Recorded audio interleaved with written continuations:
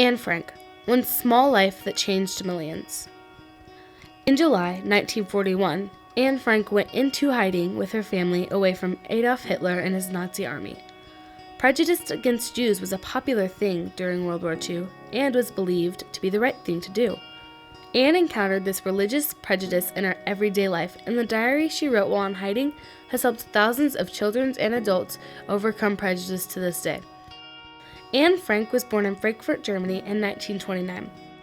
Adolf Hitler became Chancellor of Germany in 1933 when Anne was only 4 years old.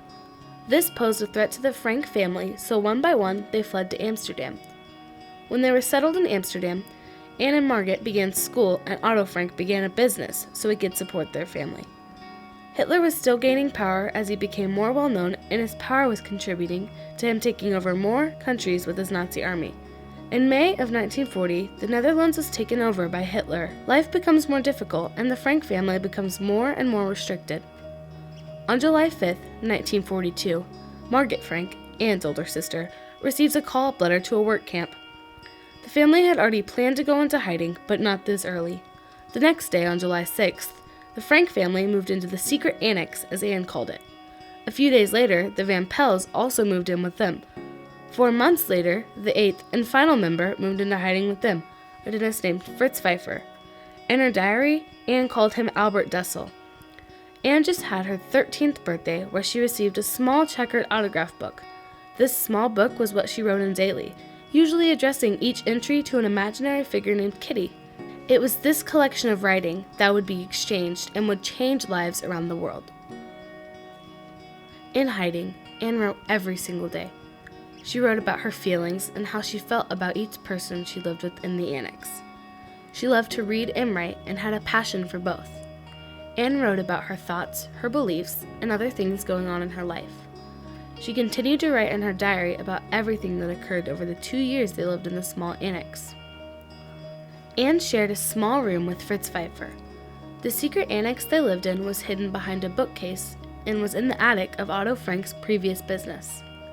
Anne hated living in the annex because she couldn't do anything she enjoyed besides reading and writing, which was what she pursued often. She felt lonely a lot of the time. Anne did enjoy having Peter around, though. It gave her someone to talk to and confide in. She wasn't as lonely when he was around. Anne wrote on February 18, 1944, "Whenever I go upstairs, it's always so I can see him. Now that I have something to look forward to, my life here has improved greatly." Some people believe that Anne's diary does not represent anything more than one teenage girl's opinion, or understand the major differences between Anne's situation and their own situation. They believe that Anne's diary cannot be related to, and that the diary shelters readers from the real atrocities of the Holocaust. However, her story is used as a demonstration of how she was affected and may represent other youth of the time. Anne may have still been exploring her true self, but many can still relate to her situation no matter their age. Though she isn't representing everyone that went through the tragic time of the Holocaust, her strong words are still helping people overcome prejudice. The Anne Frank Prison Project is an example of a program that helps people overcome prejudice in schools and prisons.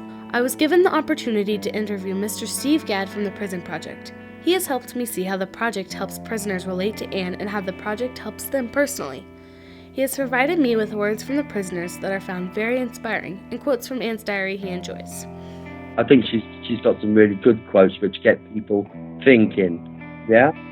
And a couple of good ones that I like are, one of the quotes is, "We all live with the objective of being happy.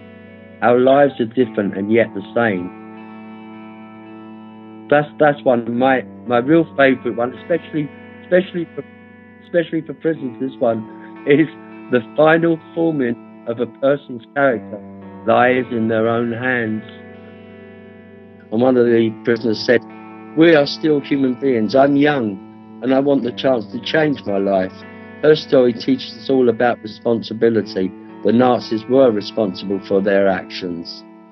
Okay, and here's a longer bit. This man said, after serving a 13-month sentence for fraud, okay, he said he thinks the experience is going to change his life. In his words, he says, I was, for want of a better word, a career criminal. Hacking computers, being a guide for the exhibition has been great. I've been able to impart a bit of wisdom on those looking around the exhibition. Some prisons can be a breeding ground for extremism. Not here, because the imam is fantastic, but a lot of the younger Muslim generation who have come through here would have been borderline anti-Semitic, just because of what is happening with Israel and Palestine.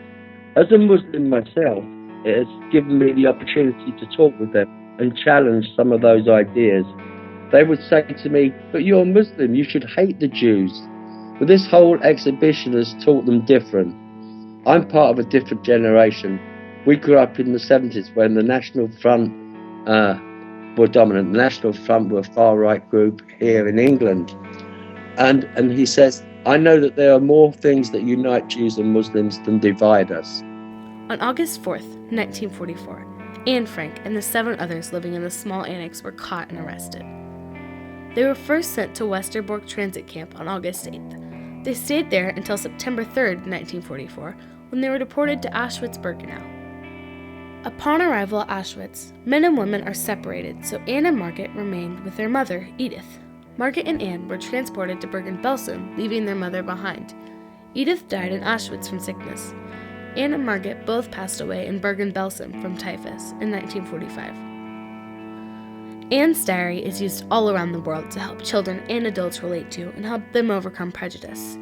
Anne's situation was unthinkable, and her strong words are helpful in helping people better understand what life was like for her at the time. Her story is used as a demonstration of how people with different beliefs are treated because they are different from others. It helps the children in relating to other children who might be different in some ways. It's about really how we treat other people. So I think that there's a lot of that's in the work that we do in schools. Also, of course, to do with bullying and people picking on other people and people speaking out against injustice. So I think on similar lines as well in schools, it's about how people treat each other. Anne encountered many difficult things throughout her life, but still kept her head up and remained happy. On March 7th, 1942, Anne wrote, "I found that there's always some beauty left, in nature, sunshine, freedom, and yourself. These can all help you." Anne is incredibly inspirational, and the small diary she wrote is used internationally for inspiration. Anne's diary has been sold all around the world. Otto Frank received the diary from Micha, a family friend who had been helping keep them in hiding. Otto had edited the diary and first published it on June 25th, 1947, in the Netherlands. It was published in English in 1952. To this day, Anne's diary has been published in 67 different languages and 30 million copies have been sold. Anne is admired from abroad and is a wonderful demonstration of how one young life can change millions of other lives. Anne was incredibly wise, and some of the things she wrote about make you think. She wrote about strong topics, and her words are incredible. Anne was a strong individual, and her writing was amazing. She wrote a lot about what people thought of her, but she simply didn't care what people thought of her or her religion. She knew her true self, and many people admire that tremendously. Anne has made a difference in this world through the things she encountered, explored, and exchanged. She will forever be honored.